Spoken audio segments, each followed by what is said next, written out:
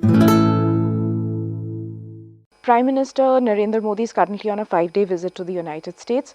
There are, several strands to this visit. One of the strands was his address to the UN General Assembly, which happened on the 27th of September. The other major strand, if you look at it, is his bilateral meeting with President Barack Obama, spread over 29th and the 30th of September.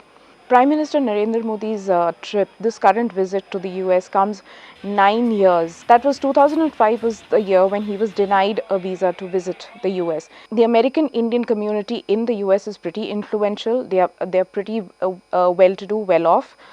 As a community, they are influential also because a lot of people of Indian origin are in the government. You have someone like Nisha Biswal, for example, who's the Assistant Secretary of State in this US State Department.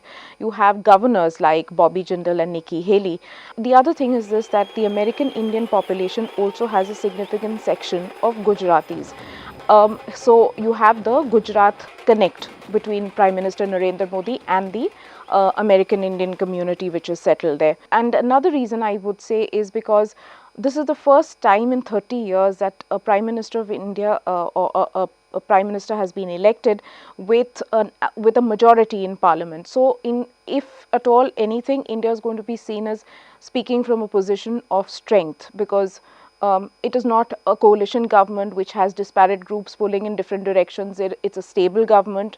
It's a powerful government. The question is, how far can one go? Because or how far can Narendra Modi and President Obama go? Because President Obama is in his second term, and not even in the second term, but the latter half of the second term, if I can put it like that. Elections are due in, I think, in November 2016. How far or what can President Obama do to bring or inject much needed energy into this relationship? From India's point of view, India has taken some steps in the sense of it has raised the cap on foreign direct investments in the defense sector. There is in the railways infrastructure sector as well. So there are some policy initiatives that the government of India has taken, but how far can this go to attract American businesses into India? How far can it go to inject any kind of energy into this relationship? That's what one will have to wait and see.